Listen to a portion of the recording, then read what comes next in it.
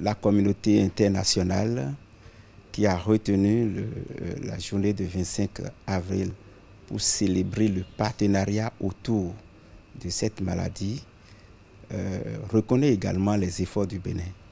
Lorsque nous prenons la prise en charge, l'OMS a reconnu fondamentalement deux grandes cibles, les enfants de moins de 5 ans et les femmes enceintes. Concrètement, nos différentes stratégies que la politique nationale nous recommande évoluent. Nous sommes en train de faire de progrès à ce niveau, mais ce n'est pas facile. Aujourd'hui, nous pouvons nous estimer très heureux que non seulement les populations ont adopté la moustiquaire, c'est vrai, il y a le problème de l'utilisation, mais à ce moment, l'utilisation aussi évolue.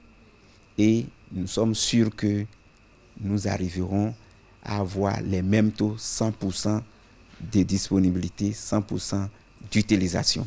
Il faut dire que depuis 2011, le gouvernement d'alors avait pris une décision courageuse, celle de rendre gratuite la prise en charge du paludisme, des cas de paludisme au niveau des enfants de moins de 5 ans et des femmes enceintes. Ça consiste à quoi? Tous les cas de paludisme révélés, cela veut dire diagnostiqués positifs, dont la femme est victime, eh bien, ces cas doivent être traités gratuitement. Gratuitement, il faut bien clarifier les choses. Ça coûte à l'État.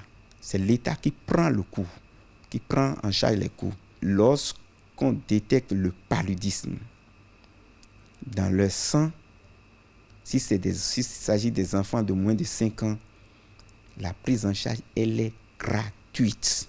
Et les médicaments à utiliser, ces médicaments sont mis à la disposition en quantité et en permanence au niveau de ces formations sanitaires. Donc, si les gens ne font plus cela aujourd'hui, cela veut dire qu'ils veulent passer à côté des normes. Et là, nous n'allons pas accepter.